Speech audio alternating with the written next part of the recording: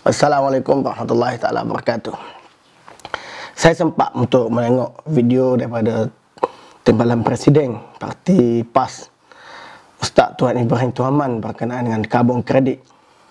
Ucapan terima kasih kepada Ustaz kerana sudi untuk berkongsi tentang karbon kredit. Berikut adalah apa yang Ustaz katakan berkenaan dengan karbon kredit. Sebab tu ada hak benda tak pernah kita fikir. Ya, karbon kredit ni bagai tak pernah kita mikir sebelum ni. Nata gapo tahu karbon kredit ni?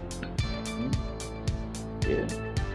Karbon kredit ni benda yang orang tak pernah nego sebelum ni. Ada orang nego bayar satu negara kerana negara tu tak tebal hutan. Gitu ya. Ya. Negara Eropah ni terang-menerang dah tak ada hutan dah. Dia tebal negara dia sampai tak ada hutan. Di waktu yang sama, kilat-kilat keluar asap, kereta keluar asap menyebabkan lapisan ozon ni makin nipis. Kita tidak berbeza berkenaan dengan karbon kredit. Seperti mana kata Datuk Usam, perdagangan karbon dengan tujuan menyimpan hutan kita untuk menyerap karbon dan mengeluarkan oksigen adalah baik. Jadi di manakah perbezaan kita?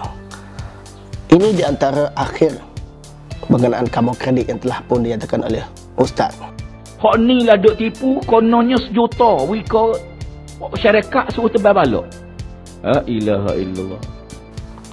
Mana ada di kalangan kami, pimpinan Parti Amanah ataupun ahli Parti Amanah ataupun aktivis di Kelantan bercakap mengenai penambangan bala.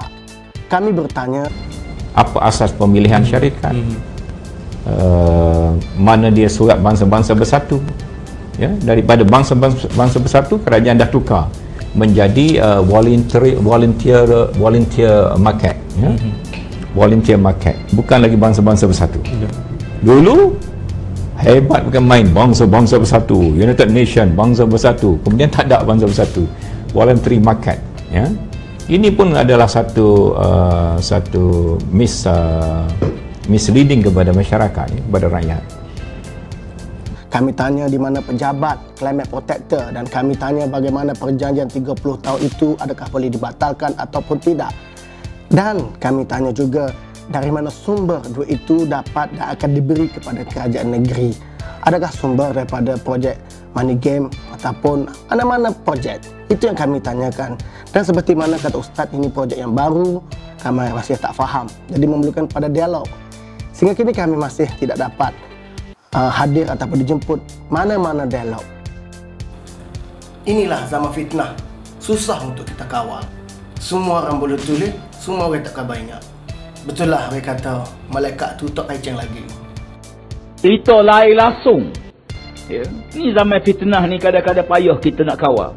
Semua orang boleh tulis, semua orang tak khabar ingat.